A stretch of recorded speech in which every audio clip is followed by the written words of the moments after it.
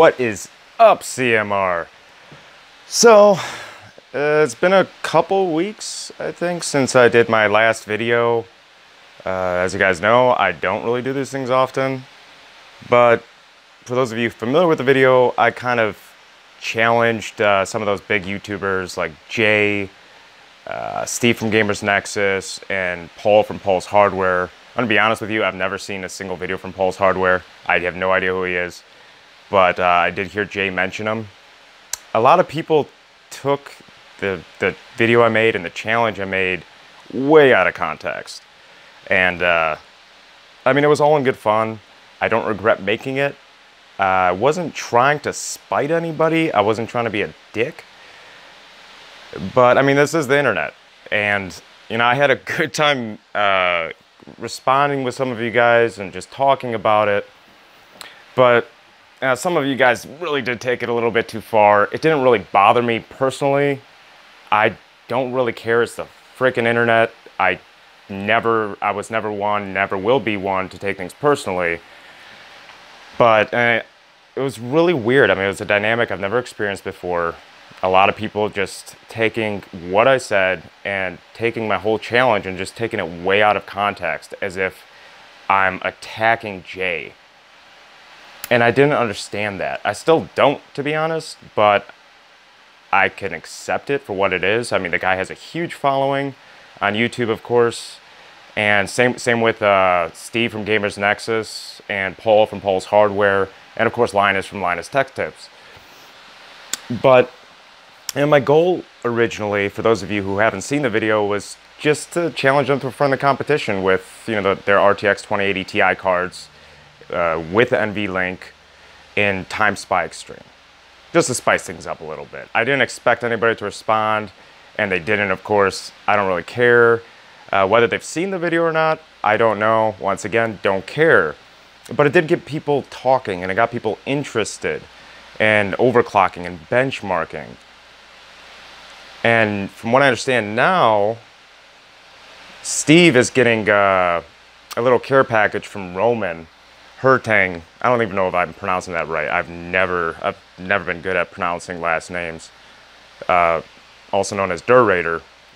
I spoke with him, and he is in fact sending some GPU pots to Steve from Gamers Nexus. How he's going to use them, I don't know. Whether it'll be dry ice or liquid nitrogen doesn't really matter to me. But the fact that they're actually stepping up their game and they're actually pursuing this and delving into, you know, sub-zero cooling.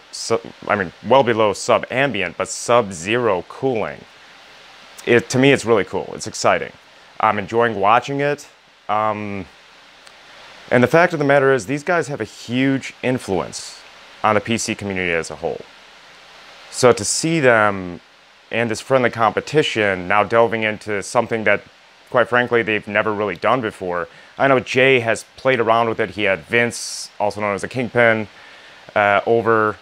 And, you know, Vince gave him some pointers as to how to overclock using liquid nitrogen. But I don't think, as far as I'm aware, that any of them have personally delved into, you know, sub-zero cooling. So it's pretty exciting to watch, and they're definitely going to reach a lot of people, and a lot of people are watching. So to me, I mean, I don't know if I had an impact on it. I don't really care, not looking into that. But I'm really happy to see this. So, guys, mission accomplished, I suppose. Thank you for all of you guys who are just kind of bombarding Jay. A lot of people, I don't understand how they could have taken that out of context. You know, I wasn't trying to be a dick to anybody, but at the end of the day, I'm glad it all happened and it went down the way it did. So guys, pay attention to these guys. Maybe we'll learn something, whether it's from their successes or their mistakes. There's always something to be learned from stuff like this. And I'm just happy to see more people take an interest in this hobby. Because computers could be used for so much more than gaming, guys. I mean, hardware is a big part of PCs. I mean, we all like to deck our PCs out with crazy custom open loops and fancy flashy cases. But what about tinkering with your hardware? I mean, as far as these guys going with like ice buckets and chillers. I saw Linus Tech Tip did a recent video using a chiller. I mean, it's cool to see finally. These guys actually stepping the bar up, raising the bar. Not for overclocking in general, but for themselves. This is something I've never seen them do. And it has people very interested, and people are watching, and people are discussing. So at the end of the day, guys, it was worth it. I had a good time. So yeah, pay attention to these guys. Jay's 2 cents, of course. Steve from Gamers Nexus, Pulse Hardware, and of course, Linus Tech Tips. This is definitely getting interesting and fun. For me, it's simply entertaining, but you know, I'll be watching the community itself more so than these guys. I mean, I am interested to see what these guys are able to pull off and achieve. Everyone has their own methods of doing things, so it'll be interesting to watch, but I'm more interested to see how many more people how many more people's interests are piqued at the idea of, you know, sub-zero cooling, extreme cooling. So it'll be fun to watch. I do know I've been made aware today that Jay does have dry ice on hand, so I'm assuming he will be using the pots that Vince left with him. So we'll probably see him address it first, followed by Steve once he gets his care package from Roman. So yeah, exciting time, guys.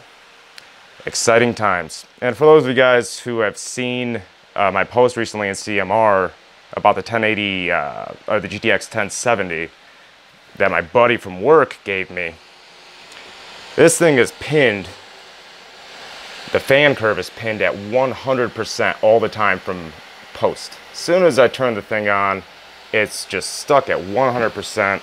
Nothing I could do about it. Some of you guys recommended changing the BIOS. I did. I tried 3 different ones.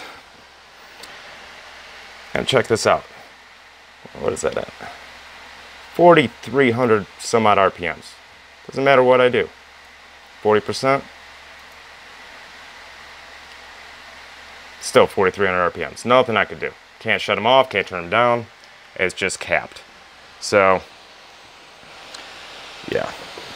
At least I do have the all-in-one cooler on this thing for the first time in a long time, and the 7980XE is, well, the package temp's at about 27 degrees Celsius.